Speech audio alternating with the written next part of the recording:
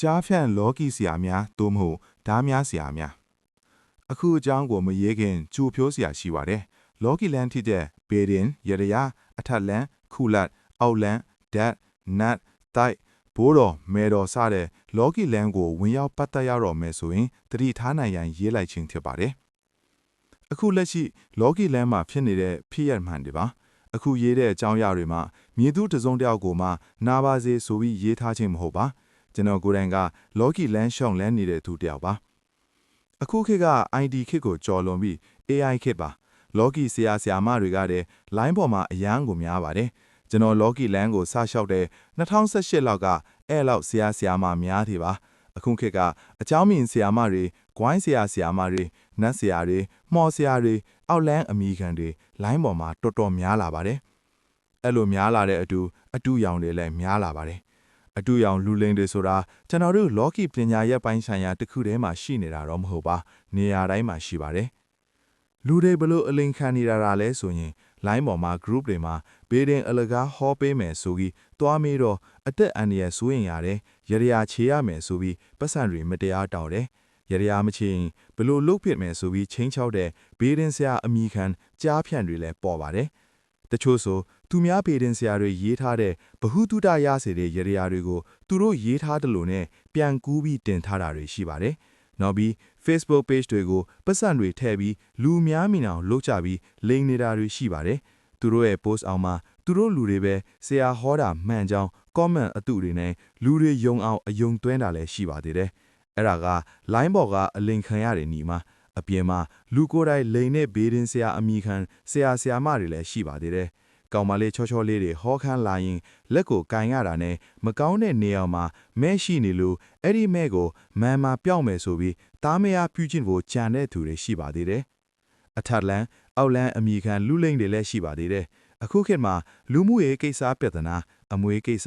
လင်မယားသမီးရေစားစားတဲ့လူမှုရေးပြဿနာတွေတော်တော်များပါတယ်။အဲ့ဒီလူမှုရေးပြဿနာတွေမှာအသေးသက်ချင်းတဲ့ဘလို့ဖြစ်အောင်လှုပ်ချင်းတယ်ဆိုတဲ့ဒေါသကလည်းကြီးမားပါသေးတယ်။အဲ့လိုတွေဒေါသတွေကြီးမားလာတဲ့အခါလူသားတိုက်ရင်မြင့်သွားတဲ့အခါကျရင်အဖမ်းခံရမယ်ဆိုပြီးအောက်လန်းတွေမှော်ပညာတွေနဲ့လူသက်နိုင်တဲ့ဆရာတွေကိုရှာလာများပါတယ်။အဲ့ဒါကိုအခွင့်ကောင်းယူပြီးလူလိန်အုပ်စုကအောက်လန်းအမိခံလာကြပါတယ်။တကယ်အောက်လန်းဆရာတွေကလူသိမခံဘူးဆိုတာလူတွေကိုပြောပြလဲမယုံကြပါ။အခုဆို line ပေါ်မှာအောက်လန်းဆရာတွေတော်တော်ပေါ်ပါတယ်။အကုန်အတုတွေဆိုတာပြောရင်လာဆဲကြအောင်မလားမသိပါ။တကယ်တော့အောက်လန်းဆရာတွေဆိုတာလူသိမခံကြပါလူသိရင်ရက်ကကနှိမ်ထုတ်မှဆိုလို့လုံးဝအသိမခံပါ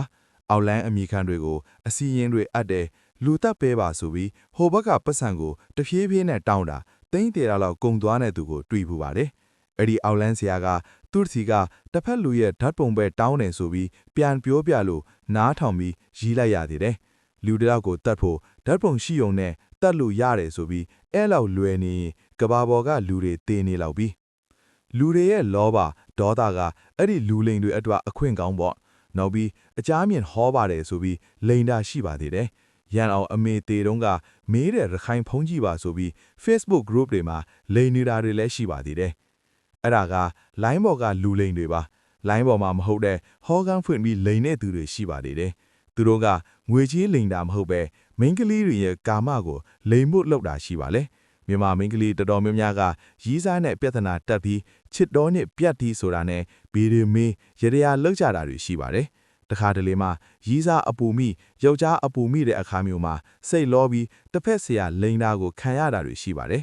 ရီးစားလင်းယောက်ျားပြန်လာအောင်အထက်လန်းအောက်လန်းမော်ဆရာတွေနဲ့ပြန်ခေါ်ဖို့လုပ်တဲ့အခါတစ်ဖက်ဆရာကအစီရင်လာအပ်တဲ့ကောင်မလေးကငငယ်ချောဆိုရင်အပိုင်ကြံဖို့လုပ်တာတွေရှိပါတယ်တချို့ဆိုအလိုမတူပဲခက်ဆေးတွေခတ်ပြီးသူတို့အတုံးတော်ဖက်ဖြစ်ဖို့လုပ်တဲ့ဆရာတွေရှိပါတယ်ဟောကန်လာတဲ့ကောင်မလေးတွေကိုဆေးခတ်ပြီးစိတ်တွေထွေးပြအောင်လုပ်ပြီးအလိုမတူကာမယူတဲ့ဆရာတွေရှိပါတယ်စိတ်ထားမမှန်တဲ့ဆရာစီမှာအစီရင်အပ်မိရင်ဆရာဖြစ်သူကအစီရင်လာအပ်သူစီကပစ္စည်းအစုံရသွားတော့ကောင်မလေးကိုတူဖက်ပါအောင်လုပ်တဲ့ဆရာတွေရှိပါတယ်တချို့ဆရာတွေဆိုတရေတဆေးတွေမွေးပြီးဟောကန်လာတဲ့သူတွေကိုပယောဂဖြစ်အောင်လုပ်တာတွေသူတို့စိတ်တိုင်းကြဖြစ်အောင်ပါလာတဲ့ပတ်စံတွေအကုန်လုံးလှူကြဲအောင်လုပ်တာတွေရှိပါတယ်လိန်နီးတွေကမျိုးစုံနဲ့ပတ်စံတွေကုံကိုခန္ဓာပါပေးဆက်လိုက်တဲ့သူတွေရှိပါတယ် အဲ့ဒါကြောင့်အထက်ဆိုးတိုင်းလည်းမယုံရဘူးအောက်လန်းဆိုလည်းမယုံသင့်ဘူးလော်ဂီလန်းကိုလာရောက်ပတ်သက်ရတော့မယ်ဆိုရင်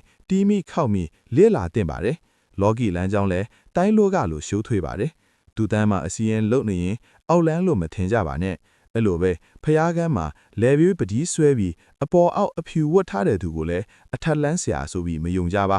လူလိန်တွေလူယုတ်မာတွေနေရာတိုင်းမှာရှိပါတယ်တပည့်မတွေမွေးပြီးတပည့်မတွေကိုကာမလိန်ယူတဲ့ဆရာတွေရှိပါတယ်